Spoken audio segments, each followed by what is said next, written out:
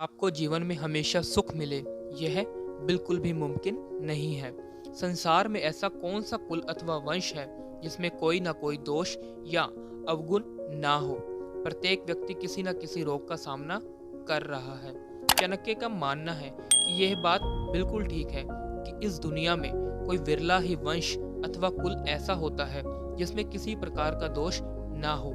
इसी तरह सभी व्यक्ति कभी ना कभी किसी रोग से पीड़ित होते हैं। जो मनुष्य किसी बुरी लत में पड़ जाता है या उसे कोई बुरा काम करने की आदत पड़ जाती है, उसे भी दुख उठाने पड़ते हैं। संसार में ऐसा कोई भी व्यक्ति नहीं है जिसे सदा ही सुख मिलता रहे और उसका संकटों से कभी भी पाला ना पड़ा हो। अर्थात कोई मनुष्य पूर्ण नहीं है, कोई ना कोई दुख सभी को लगा हुआ है। नंबर 2, मनुष्य के बोलचाल से उसके रहन सहन का पता चलता है। चाणक्य कहते हैं कि मनुष्य के बोलचाल से उसके देश प्रदेश का पता चलता है। मनुष्य जिस प्रकार का व्यवहार करता है उससे उसके कुल का भी ज्ञान होता है। इसी प्रकार मनुष्य की भाषा और बोलचाल उसके देश प्रदेश अथवा रहने के स्थान का पता चलता है।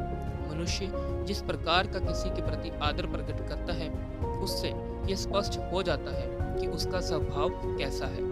इसी प्रकार उसके शरीर की बनावट देखकर उसके खाने की मात्रा का अनुमान होता है।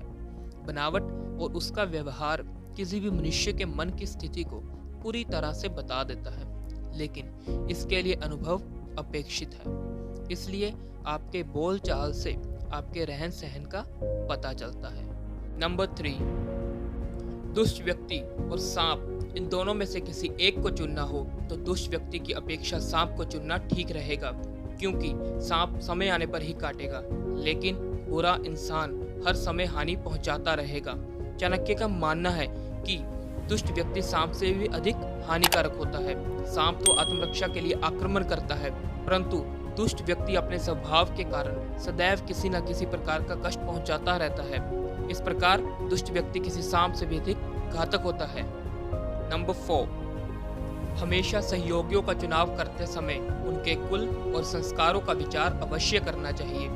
चाणक्य कहते हैं कि राजा लोग कुलीन व्यक्तियों को ही अपने पास इसलिए रखते हैं कि वे राजा की उन्नति के समय, उनका ऐश्वर्य समाप्त हो जाने पर तथा विपत्ति के समय में भी उन्हें छोड़ते नहीं हैं।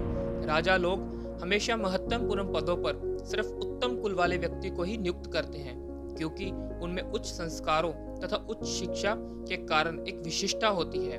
वहीं चाणक्य कहते हैं कि अगर हम इन महत्वपूर्ण पदों पर किसी स्वार्थी इंसान को अगर रखेंगे तो वो अपना काम निकालने पर दल बदल लेते हैं और समय आने पर राजा का साथ नहीं देते। इसलिए चाणक्य ने कहा है कि अपने सहयोगियों का चुनाव करते समय हमेशा उनके कुल और संस्कारों का विचार अवश्य करना चाहिए। नंबर 5, सज्जन व्यक्ति कभी भी अपनी मर्यादा नहीं छोड़ते हैं। समुद्र भी प्रलय की स्थिति में अपनी मर्यादा का उल्लंघन कर देते हैं और किनारों को लांघकर सारे प्रदेश में फैल जाते हैं, परंतु सज्जन व्यक्ति प्रलय के समान भयंकर विपत्ति और कष्ट आने जाने पर भी अपनी सीमा में ही रहते हैं और अपनी मर्यादा नहीं छोड़ते हैं। विशाल सागर बहुत गंभीर होता है, परंतु चाणक्य धैर्यवान गंभीर व्यक्ति को सागर की अपेक्षा श्रेष्ठ मानते हैं।